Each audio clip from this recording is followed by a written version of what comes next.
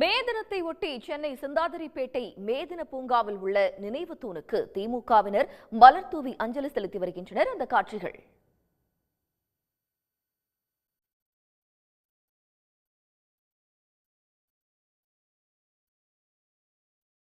ஒரு காலத்தில் மனிதனுக்கும் மிருகங்களுக்கு வித்தியாசம் இல்லாமல் இரவு பகல் பாராமல் வேலை வாங்குவது என்ற கொடுமையான நிலைமை உலகம் முழுவதும் இருந்தது.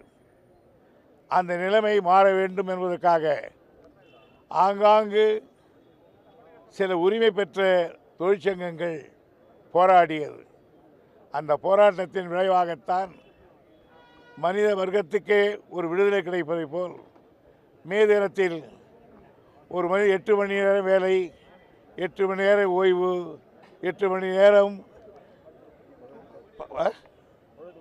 பொழுதுபோக்கு என்கிற நிலையை உருவாக்கி காட்டினார்கள்.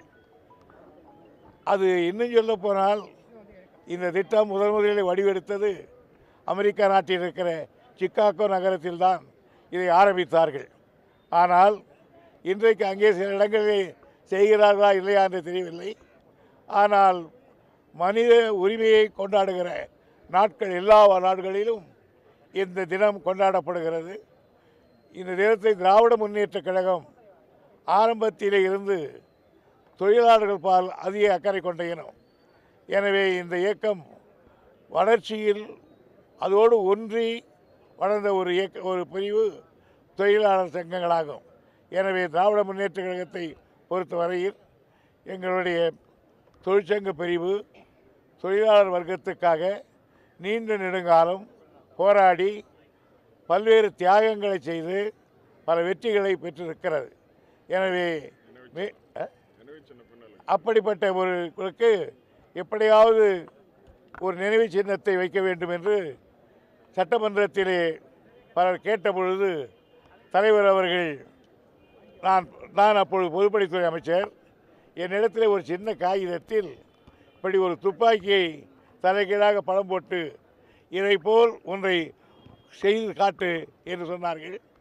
3 தினங்களில் இந்த அடையாளத்தை உருவத்தை நாங்கள் உருவாக்கி காட்டினோம். அவரே வந்து பார்த்தார்.